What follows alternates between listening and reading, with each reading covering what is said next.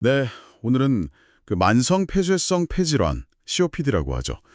이걸로 좀 어려움을 겪으셨지만 각자의 방법으로 건강을 되찾으신 분들, 그 경험담을 좀 자세히 살펴보려고 합니다. 저희가 받은 자료가 세 분의 실제 이야기인데요. 이 경험들을 통해서 COPD 관리에 대한 좀 실질적인 지혜를 얻어가는 게 오늘 목표입니다. 네, COPD가 사실 꾸준한 관리가 정말 중요한 질환이거든요. 오늘 이야기들은 단순히 뭐랄까 병을 다스리는 걸 넘어서 삶의 활력을 다시 찾아가는 그런 여정을 보여주는 것 같아요. 특히 식단, 운동, 그리고 마음가짐. 이 세 가지 키워드가 딱 눈에 띄더라고요. 이 경험들이 당신에게 어떤 의미로 다가올지 함께 이야기 나눠보면 좋겠습니다. 첫 번째 이야기는 60대 박재성님 사례인데요. 자료 보니까 예전에 건설 현장 경험도 있으시고 또 흡연력도 좀 있으셨더라고요.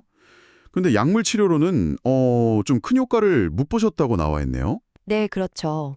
그런데 흥미로운 건 그 아내분이 매일 챙겨주셨다는 도라지, 더덕, 무청 이걸 드시고 상태가 호전되셨다는 점이에요. 이게 정말 우리가 아는 그 식재료들인데 이게 어떤 효과가 있었던 걸까요? 네, 바로 그 점이 아주 흥미로운 부분입니다. 약물로도 잘 안 잡히던 증상이 우리가 주변에서 쉽게 구할 수 있는 그런 식재료로 개선됐다는 거잖아요. 도라지랑 더덕에 많은 그 사포닌 성분, 이게 기관지 점액 분비를 좀 도와서 가래 배출에 도움을 줄 수 있고요. 또 무에 있는 시니드린 성분은 항염 효과가 있는 걸로 알려져 있거든요.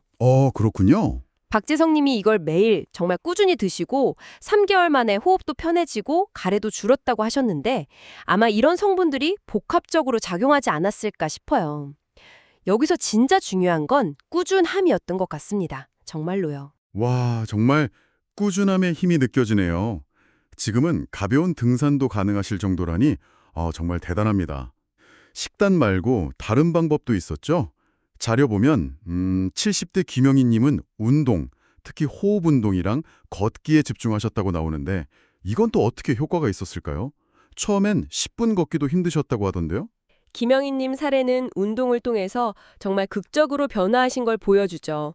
특히 그냥 걷는 게 아니라 그 복식 호흡하고 입술 오므리기 호흡, 이런 폐 기능 강화에 직접 도움이 되는 호흡법을 같이 하셨다는 점이 중요해요.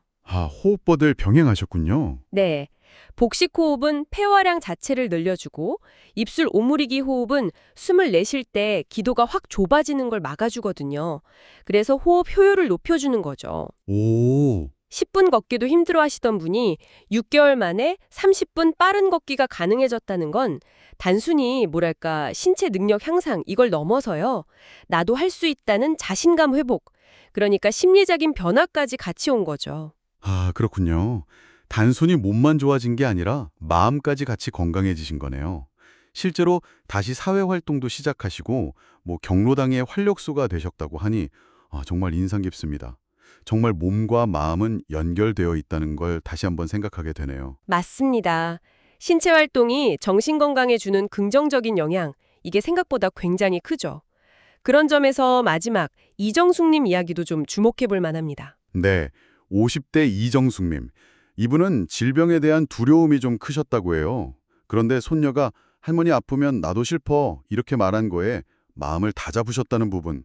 이게 참 와닿더라고요. 네, 저도 그 부분이 참 인상 깊었어요. 그 뒤로 명상이나 그림 그리기를 시작하시고 또 가족들이랑 같이 금연 환경도 만들고 그러셨다고요. 이 이야기는 심리 상태, 그리고 주된 환경, 이게 생각보다 훨씬 더 COPD 증상에 큰 영향을 미친다는 걸 잘 보여줍니다.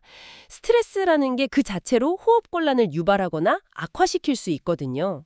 스트레스가 직접적으로요? 네. 그런데 명상이나 그림 그리기 같은 취미 활동으로 스트레스를 조절하고 또 금연이나 환기처럼 생활 환경이 개선되니까 실제로 호흡곤란 증상이 줄어든 거죠. 이정숙님 스스로도 마음먹기에 따라 충분히 관리할 수 있다. 이렇게 말씀하셨잖아요.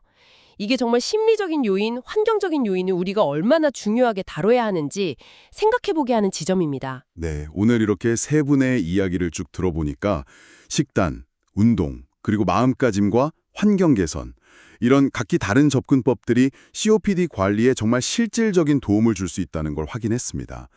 중요한 건 역시 이분들처럼 자신에게 맞는 방법을 찾아서 꾸준히 실천하는 그 의지인 것 같네요.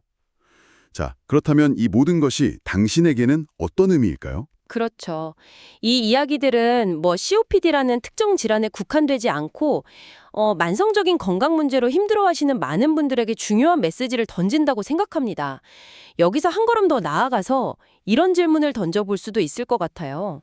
오늘 들으신 이야기 속 주인공들처럼 아주 작은 실천 하나, 예를 들면 뭐 특정 음식 한 가지를 꾸준히 먹어본다거나 하루 5분이라도 호흡 운동을 해본다거나 아니면 의식적으로 좀 긍정적인 생각을 하려고 노력하는 것, 이런 걸 직접 한번 시도해보는 건 어떨까 하는 거죠. 아주 작은 시작이라도요? 네, 그런 작은 행동 하나가 내가 내 건강을 관리하고 있다는 어떤 자기 효능감, 이런 걸 높여줄 수 있고요. 어쩌면 그게 예상치 못한 긍정적인 변화의 시작점이 될 수도 있지 않을까요? 네, 나를 위한 아주 작은 행동의 힘, 한 번쯤 생각해 보시면 좋겠습니다.